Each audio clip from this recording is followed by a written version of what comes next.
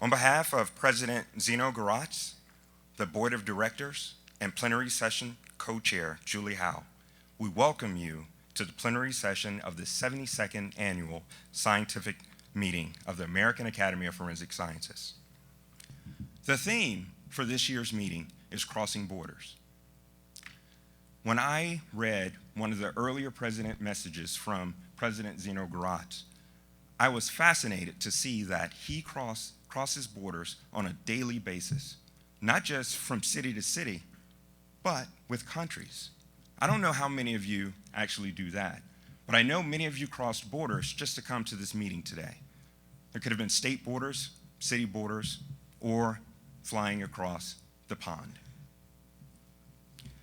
In thinking about the meeting theme, I am also reminded of the 6 components of President Zeno Garatz's theme: international, interdisciplinary, intelligence, inclusiveness, integrity, and independence.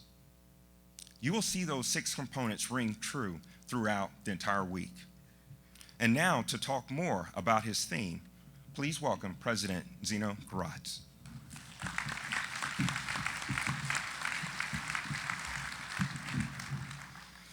Thank you very much, Ken, and thank you very much for organizing this. It's for me a real honor to be president of the American Academy of Forensic Science. I never expected that 20 years ago when I came here at the American Academy that would happen, but that in the years that developed. So that was a very nice experience, and I'm very grateful for that.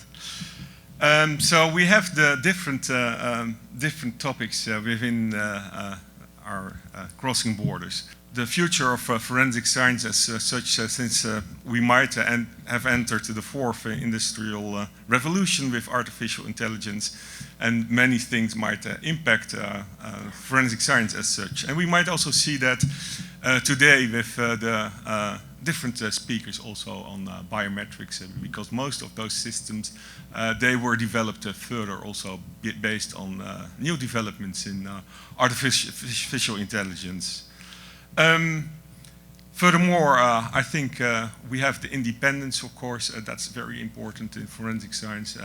The inclusiveness, as Ken also mentioned, that's an important theme that I would like to address. And I think I mentioned most. Oh, there, my slide is. That's excellent, because otherwise I forget some words. Innovation. Innovation. That is very necessary, and we need also enough funding to have good innovation, and also our quality assurance that's around it. International. So I'm also glad that. Owen Casey can be here. He told me that he traveled from Rome. He lives in Rome and he works in Switzerland, so he also travels a lot, not on daily basis, but I know that he crosses borders also very often. So I would like to yes, thank you all for being here, and I look forward to this session on crossing borders. So thank you very much. It gives me great pleasure to introduce our first speaker this morning, John Fudenberg. John is the coroner for the Clark County Office of the Coroner and Medical Examiner, and has been with that office since 2003. He has 31 years of law enforcement and public service experience working in Anoka County, Minnesota, and for the city of Las Vegas, prior to continuing his career with the Clark County Office of the Coroner and Medical Examiner. John is a diplomate of the American Board of Medical Legal Death Investigators. He's a past president of the International Association of Coroner and Medical Examiners, and he's current chairman of the board of directors. He's also a past commissioner on the National Commission of Forensic Science, and he served on the National Institute of Standards and Technology Organization of Scientific Area Committees, the NIST-OSACs, as well as chairman of the Las Vegas Trauma Intervention Program. The Clark County Office of the Coroner Medical Examiner was the primary agency for the fatality management of the 1 October incident, and is also the agency which has the responsibility for Family Assistance Center operations in Clark County. John is going to talk to you today about the mass fatality preparedness lessons that they learned after the 1 October incident.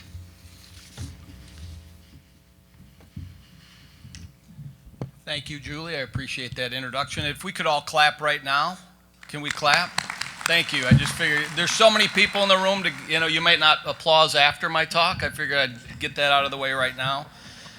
And they're all so smart. Geez, when I registered and I had so many people asking me what GED meant after my name, and I thought, I'm not going to wear my registration badge anymore. So that's my joke for the day. I promised the name members, and I'm sorry right now for the name interim meeting attendees yesterday. I'm going to say the same thing I said yesterday. So if you want to get up and walk out right now, I'll leave Billo and Judy out of this one. But can I use that mouse to advance my slides? Thank you. All right. All right, we're going to get started, and I am going to try to advance. Do I need to hit it right there? Okay.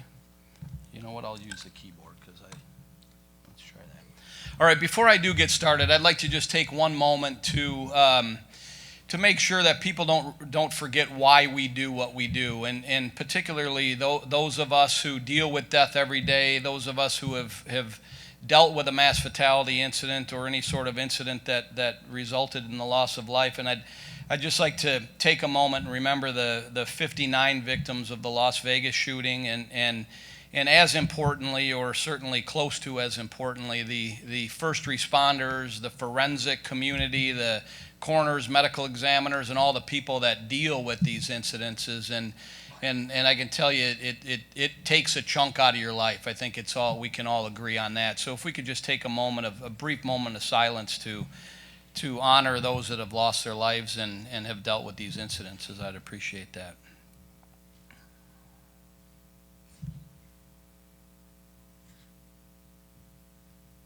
Okay, thank you. So I'm going to give you a quick overview of our office. I'm going to talk about the shooting. I'm going to talk about a few components that I think are critical in managing a mass fatality incident. Whether you're working in the tox lab, you're an anthropologist, whatever your role is in managing a mass fatality incident, I think there's a few important deployment areas that I'd like to highlight. And then one of the most important things I'm going to try, even though it's going to be towards the end, I'm going to try to save a little time to talk about ongoing wellness and mental health issues that we face in our field, whether, again, you're working in a lab, you're working in the field, you're dealing with the families who just lost a loved one. I think it's something that we really need to focus on, and I'm going to talk at length about that. And then, of course, we'll talk about our areas of strengths and lessons learned. So a little bit about our office. I think that the majority of you, I know probably less than 5% of the attendees at the Academy are in the medical legal business. So I think it's important to let you know how we're structured. And in Clark County, we're a coroner's office statutorily, but we really operate more similarly to a stereotypical medical examiner's office. We're accredited by the IACME, the International Association of Coroners and Medical Examiners, and the National Association of Medical Examiners, and we think that's very important. We have 4 full-time forensic pathologists and another 9 part-time that do all of our examinations. We have a bunch of ABMDI certified coroner investigators, forensic pathology technicians, who are, of course, the folks that help with the autopsies. We have administrative personnel. We have, I know there's a lot of dentists in the room. We have 5 volunteer forensic odontologists. We have a youth and a DUI offender program in our office, which I think all of you should be doing. We should be out there educating people and having some educational programs in our offices. For those federal people in there in the audience, I thought I'd mention all you federal grants that are a pain in the rear. I know this is recorded, so I have to watch my language. I won't use any vulgar language if I can help it, but I apologize right now if I do. But when you talk about federal grants and putting in for these grants and managing these grants, how do some bad words not come to mind, right? I mean, for you NIJ people in the room, that was for you. And you know, we sure prioritize wellness even in our office, right? We have a volunteer chaplain. So all those 90 people, and we have 1 volunteer chaplain who does an amazing job with our staff.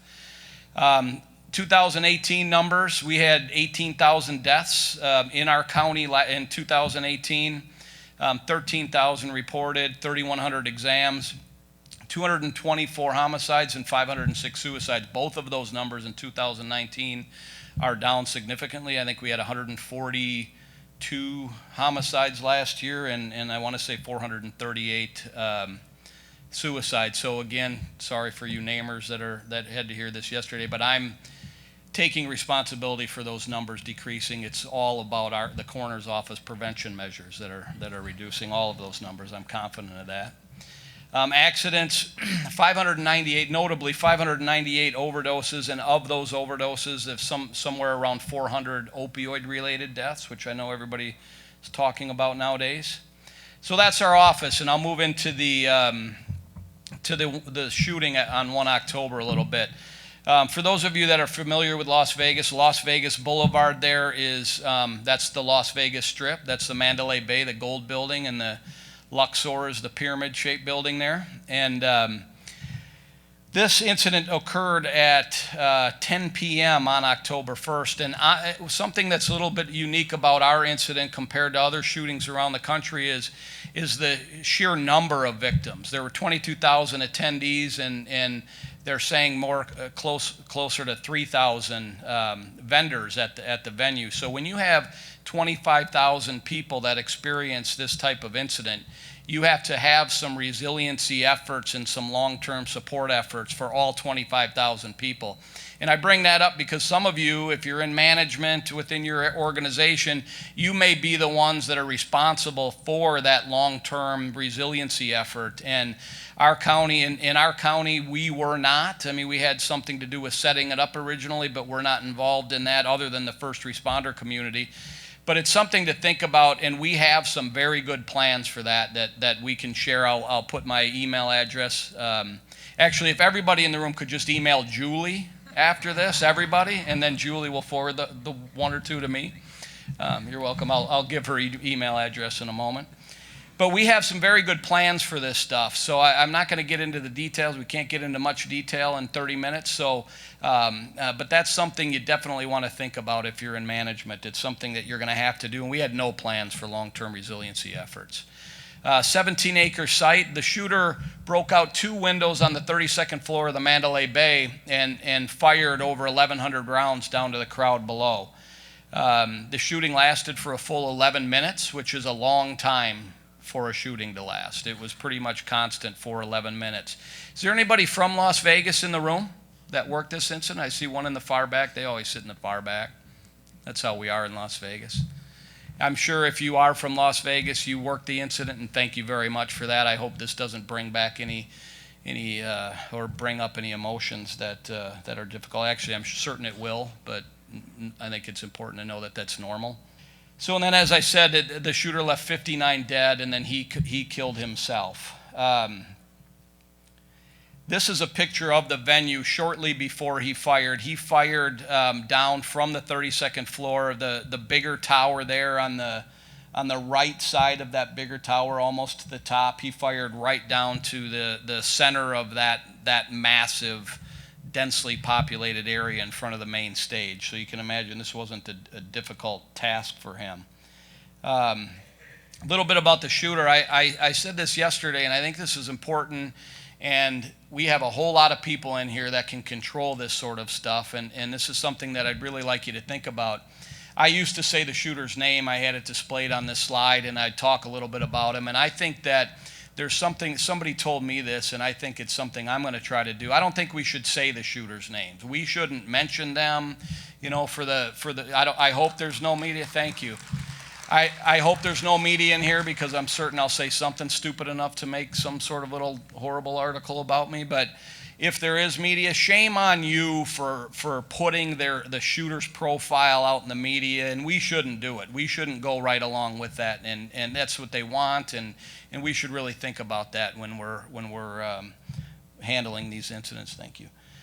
So I'm going to try not to say his name. 64 years old, Andy Baker. I'm sorry, but I'm going to do it anyway. You know, we don't have a motive for him, so there's a lot of conspiracy theories around why he did what he did and how we handled the incident. But He's born in Iowa, and like I said yesterday, I'm convinced that had something to do with the motive. I'm from Minnesota, so you'll know why that's an important statement. I apologize right now, Andy. Raised in Tucson, worked for the Postal Service, another possible motive. IRS retired accountant, very wealthy, no criminal history. I've been told that he did not break one law when he purchased any of the weapons. And he had dozens of weapons in the room, high-powered rifles.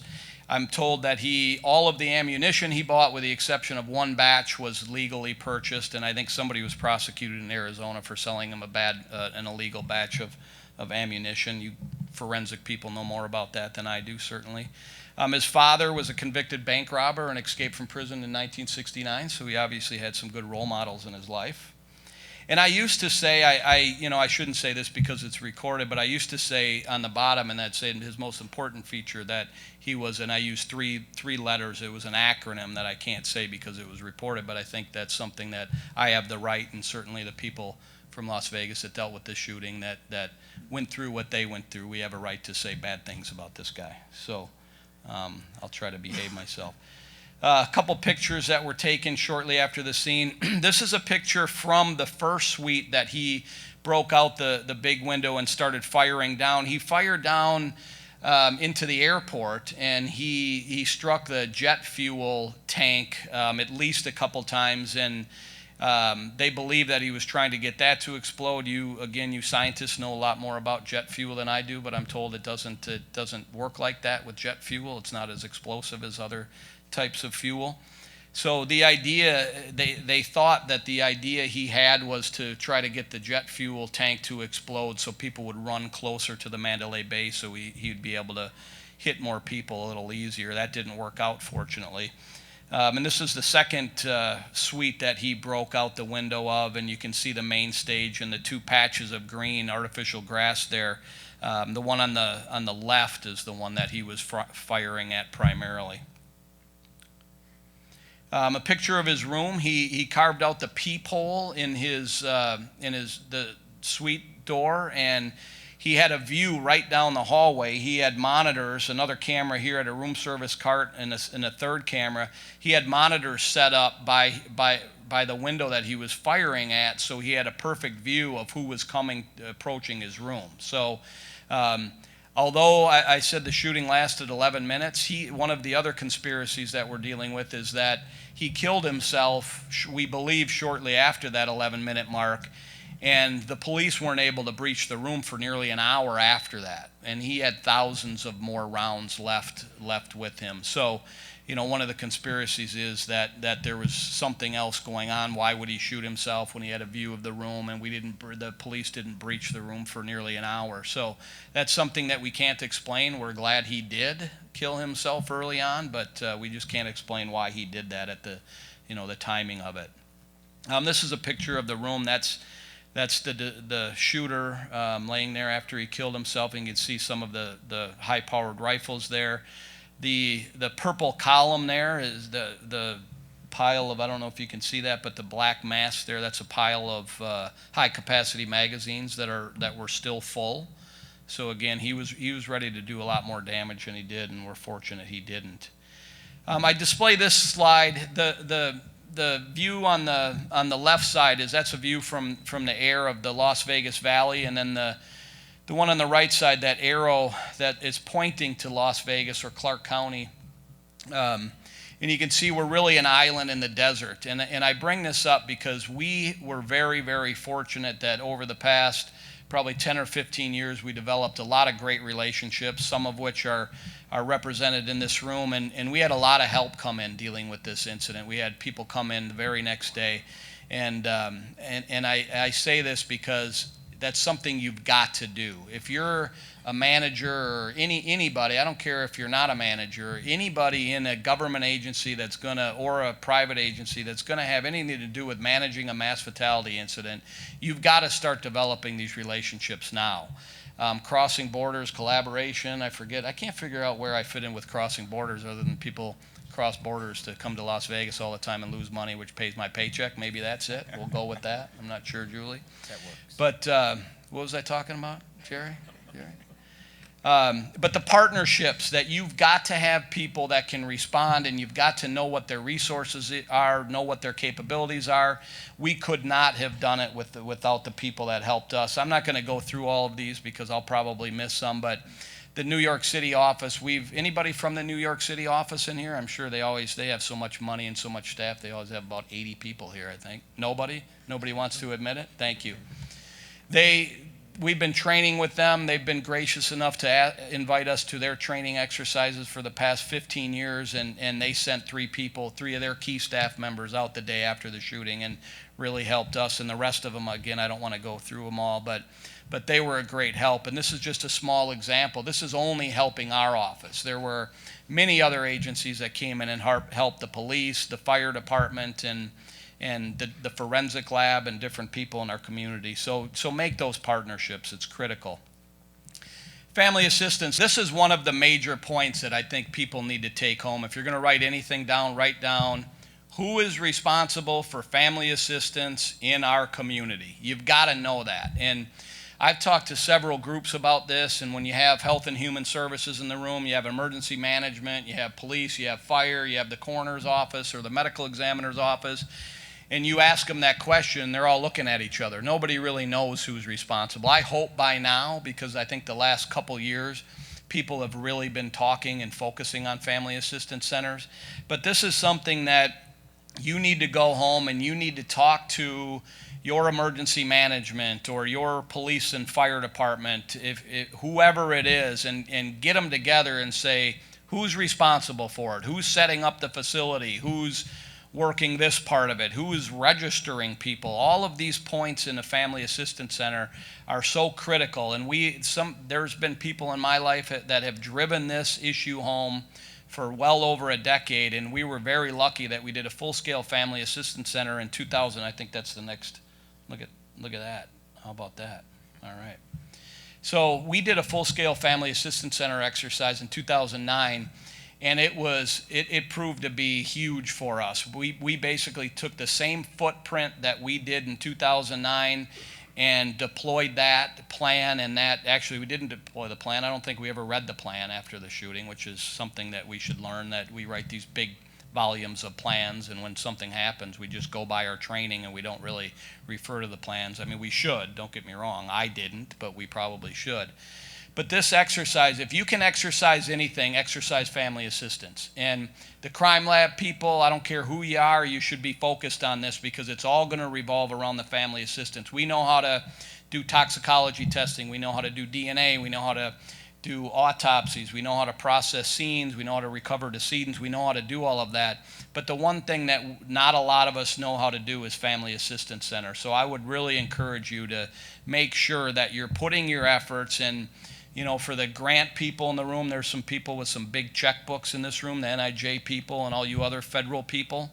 You should be putting money towards grant deliverables that focus on family assistance center exercises, and make sure that people are planning appropriately, and make sure that if they don't have family assistance center plans and they haven't exercised it, they shouldn't be eligible for these grants, or maybe they should they could accomplish that by receiving some of those grants. So I'd like to talk for about 3 hours about the FAC and how that works, but just know that it's very, very important, and I think it saved us during our incident. And we owe it to the families. I mean, these families lose a loved one. They have to have somewhere to go. We have to at least look like we're organized. So keep that in mind. I'm not going to go through all of this. The PDF, I think, of this PowerPoint is going to be available. I've listed a lot of this because I want everybody to know some of the things that we dealt with. FBI victim assistance. Is there anybody in here from FBI victim assistance? No? Probably somebody. They don't like to admit they're FBI in public. But those are people in your community. Most major metropolitan areas have FBI victim assistance people. Those are people that you have to know. They were amazing for us. We didn't have that local federal battle. They came in. We worked so well with them. They worked well with us, and they were a huge asset. So another lesson learned, get to know whoever in your community is responsible for FBI victim assistance. They are an amazing group of people. some more of the issues that I'd like you to consider that I'm not going to necessarily go through. But these are all issues that don't think of them as small bullet points on a PowerPoint. Think of each of these issues as major issues that you're going to have to deal with, and you're going to have somebody assigned to handle these processes. This is a view of the reception area at our Family Assistance Center. We were fortunate. We had our convention center is about this big, if not a little bigger, and they canceled a couple conventions and let us use about 150,000 square feet of space. And this is the reception room. So once the families and the people who were involved in the incident signed in, they went into this room. And this is about a third of the room. And this room was full for probably 72 hours. So just when you think you need enough space in the FAC, you need a lot more space. Just know that. We've learned that the hard way. The first time we had a family assistance center about 10 years ago, we had a small ballroom and we thought, hey, this is a lot of space, and it didn't work out too well. So just know that you need a lot more space than you could ever imagine. Just a few more photos of the FAC. We were very fortunate that our staff I thought, handled it amazingly, and we identified and notified all the next of kin. Our office is responsible for identifying decedents and notifying their next of kin within Clark County. I know that's not the same everywhere, but we ID'd and notified everybody by October 4th at 9 p.m. And although I'd like to tell you that's great and they did a great job, I think one of the mistakes that we made is we worked too fast. We burnt people out. We didn't sleep. We were aware of not sleeping, and we were aware of the fact that we're supposed to get some rest and we're supposed to think about the safety of our staff. We were perfectly aware of that, but once you're in it and you're moving, you feel like you can't leave, or you go home and you lay down and you try to sleep and you close your eyes and all you can do is think about the next 80 things that you have to do for the next operational period. So it's a lot easier said than done, but you've got to have somebody assigned. You've got to have a safety officer that's going to tap you out and make you go home and get some rest. I think that's one of the big mistakes that we made, is we worked just too long and too fast. And I think ultimately, if this would have said October 6th, I don't think anybody in this room would have really flinched, right? It doesn't. I mean, at the time, we had so much pressure to get them out and get them ID'd, but if we took 2 extra days, we probably would have saved a whole lot of people's mental health just by taking those 2 extra days. So something to consider there. I'm not going to go into all of these details. You can see the timeline. It's called the Vegas Strong Resiliency Center, which is, again, the resiliency efforts that are still open today, 2 years later. I think our community got that from the city of Orlando, Boston. I think they had some models that they came in and shared that with our emergency management group. But this is something that we have very good plans on now that we will share with anybody. So again, if you're involved in that, they anticipate this never closing. They don't think that the Resiliency Center is ever going to close. The feds gave us some pretty good grant money, the AEAP grant, which was very valuable to us, and a lot of that money is going to fund the Resiliency Center. So again, something to think about there.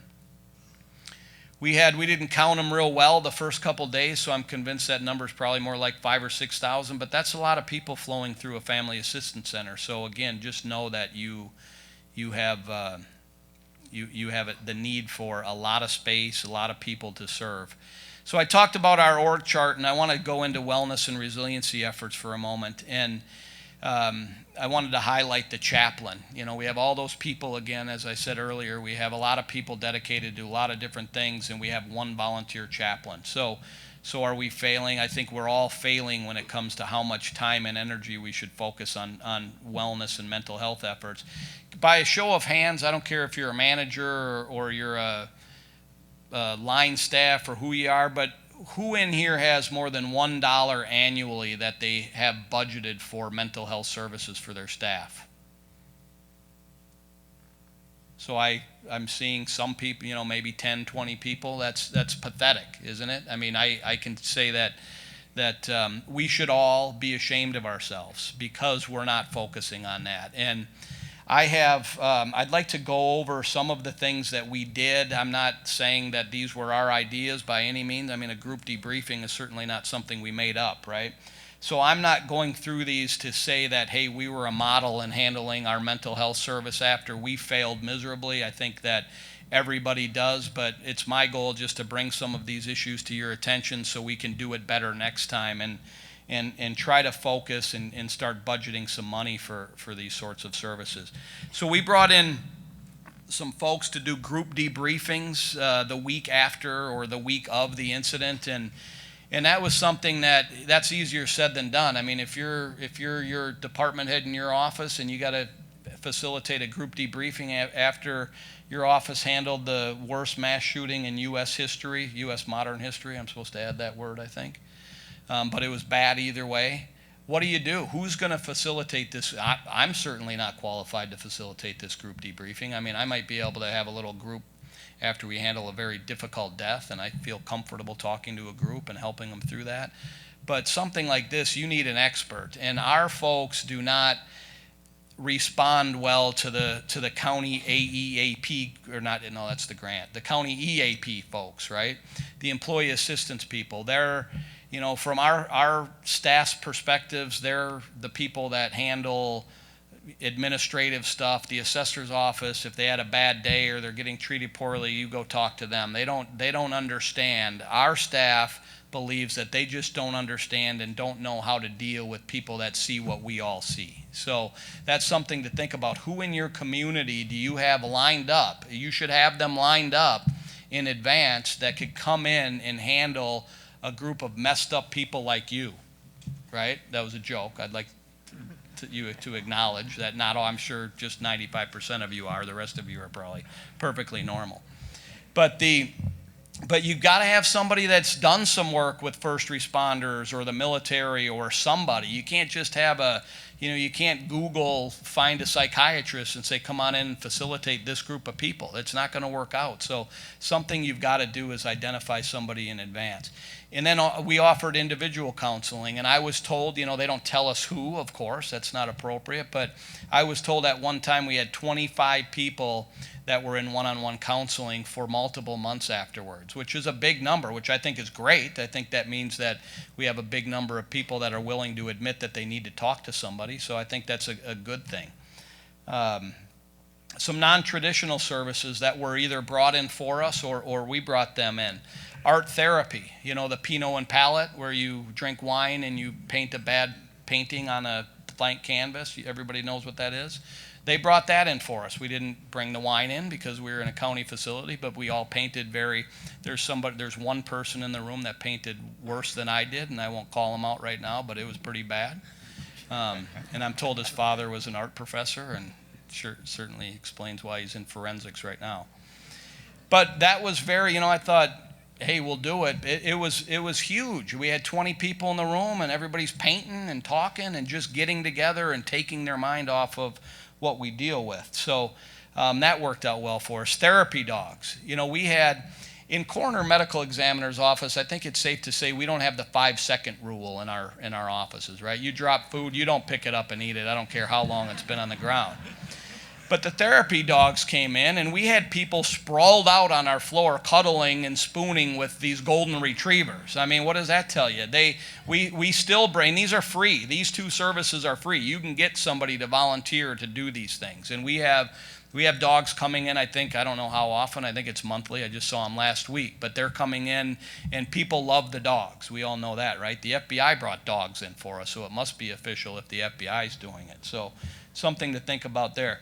Potlucks, we try to do that 5 or 6 times a year, and we have an annual chili cook-off. I think next week is our 12th annual. These are things that our staff probably don't realize that they're part of our employee wellness program, but it's something that we do just to get people together in the break room for a little while, and we barbecue, and the smoke comes up, leaves our facility. All of our neighbors think we're cremating bodies, and we go right along with it, and people bring bad side dishes, and we all eat it, and it's good. It's good for the mental health of your office. We did a family day last year off-site. Massage therapy. We haven't done this in a while, and I know what you're thinking because I'm from Las Vegas. Get that? You should be ashamed of yourself. But we have massage therapy schools. They'll come in and they'll volunteer, and they'll bring in the massage chairs, and they'll give neck and shoulder massages for free. They need hours. They'll do that for free. We had them come in a couple times a year for probably 10 years straight. They did that. So that's something that, again, is free. Anybody can do that. Meditation and yoga. We brought in Trauma Recovery Yoga. That's a nonprofit group in our valley that did yoga. They started Friday, so 5 days after the incident. And we did, and then Inner Peace Initiative brought in trauma meditation, and we did that trauma meditation and trauma yoga 3 times a day each, 5 days a week for 12 months following the incident. I know people think, that's BS. But we did it that much, and boy, was that valuable. I thought the trauma yoga, we brought that in first, and I thought that was going to be the bigger hit, and turns out the meditation was a bigger hit because people, yoga's intimidating, right? People, a lot of us, me included, are out of shape, and doing yoga next to somebody is not necessarily that comfortable. And meditation, you can sit there and breathe, close your eyes and breathe, and everybody can do it, right? So meditation was a huge hit. The trauma yoga we're still doing both of those. The trauma yoga, one of the cons to that is nobody wants to be next to me doing the downward dog with my short yoga shorts on, right? And I told that joke yesterday. I'm sorry you had to hear it twice, Jamie. But there's some truth to that. Something to think about, though. There's people that can do meditation. There's people that can do yoga in every community in America, I'm sure. And a lot of them will do it for free. And you can use apps. You can do whatever you got to do. But this is something that, you read about a lot now. And it's amazing once you do it and how many people are actually doing this in the workplace. And I think, if anything, it demonstrates to the staff that you're willing to put some energy into their mental health. So think about these sorts of things. Some of the efforts that have happened since our shooting that I wanted to share with you, because I think that, we copied all of this from somebody else, and I think it's important to know what's out there. During the 2019 Nevada legislative session, we were able to pass a bill. So Google 2019 legislation, Senate Bill 463, and we passed a bill that is going to offer close to $250,000 a year for our staff, and it says, this is almost verbatim, for other people who in their professional capacity responded to a mass casualty incident. So what that does is it allows us, if you're interested and you read that, the reason we use that verbiage is it allows us to not only service the police and fire, are there any police and fire in here? No? No firemen? Good, so I can talk bad about firemen a little while. They get all the money, they don't work much. We know, I can't imagine what kind of stress they have. I know all your forensic people are like, let's quit talking about the firemen. They got it made, they complain more than anybody. And I'm former law enforcement, so I feel like I have the right to talk bad about firemen. But what that verbiage did is it allows us to offer these services to the people that aren't normally recognized as first responders, the crime scene investigators, the people in the forensic lab, the dispatchers, of course, the coroner investigators, our forensic pathologists, our forensic techs, the people that don't get recognized and don't get these services typically. So that's when you look at the verbiage, know that piece, that line right there is critical, because we are typically, in the forensic science community, in the medical legal community, we're typically left out of all of these benefits, right? We're not considered first responders. We don't have early retirement benefits. So that part of the bill is critically important. And I'd encourage you to look at that, change it. I'm happy to talk to anybody about it. We were deeply involved in passing that. And again, to think that we're now going to have, going forward, starting July 1 of 2019, $250,000 that we can spend exclusively on mental health programs for those people, I think is huge. And we're very, very happy that was able to pass. And, right now the legislatures are, they're very aware of these mass shootings going on, right? So now's the time to jump on them and take advantage of, play that sympathy card, go up there and create some tears if you have to while you're testifying in front of them. Do whatever you got to do. Take advantage of them. Get some money dedicated to our community. I think that's huge. The UNLV School of Medicine in our office partnered on a meditation study. So I'm not going to go into the details, but that's going to be published soon. And I think there's going to be some very good data coming out through the School of Medicine that's going to demonstrate the effects meditation had on our staff and how it helped them through this incident. And I think that's going to be something that I'm really looking forward to. Or I know it's something I'm looking forward to, but I think you'll like it. They're also doing a research project, and they're going to develop a mental health wellness program, a formal program for our office that they're going to publish that will be made available to everybody and anybody. So please watch for that, because I think, you know, our goal is to try to make it easy for communities, jurisdictions, offices to adopt some sort of program themselves instead of having to reinvent the wheel. So watch for that.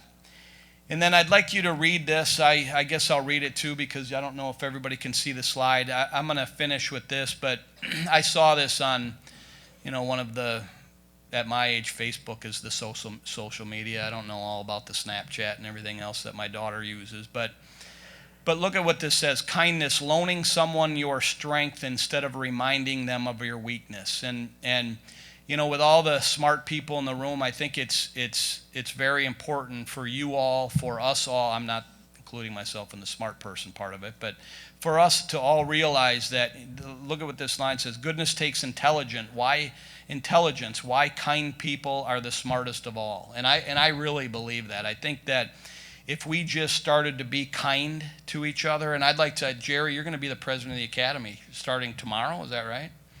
So I want you to hold up your right hand and vow that I'll leave that part out. But I want to challenge the academy to get rid of the degrees behind your name for a minute and get rid of all these damn ribbons that boast about who we are and, you know, how great we are, or at least put a ribbon on there as I choose kindness, or do something next year. Make it a point to, let's not advertise that I'm accredited and I'm certified and I got this degree and I got that degree and I'm the chairman of this and all that stuff that we all think is important, but at the end of the day, we all know it's not important. I think the kindness is the important part, and respecting each other, working together, and I think the academy, you influence a lot of people worldwide, and I think it's very important for the academy to take a role in promoting mental health and promoting wellness and in promoting kindness rather than promoting all of the other stuff that ultimately doesn't make a whole lot of difference in the end. So I'll get off my soapbox and end with that. I think we have one more. There's my contact information. If anybody has any questions about anything that I've discussed, feel free to give me an email, shoot me an email, or call me, and I'm happy to share any plans or any lessons learned that we've acquired over the past couple of years. And thank you very much for your time. I appreciate it. And we'll have a panel discussion after this, so we'll have questions then. Thank you.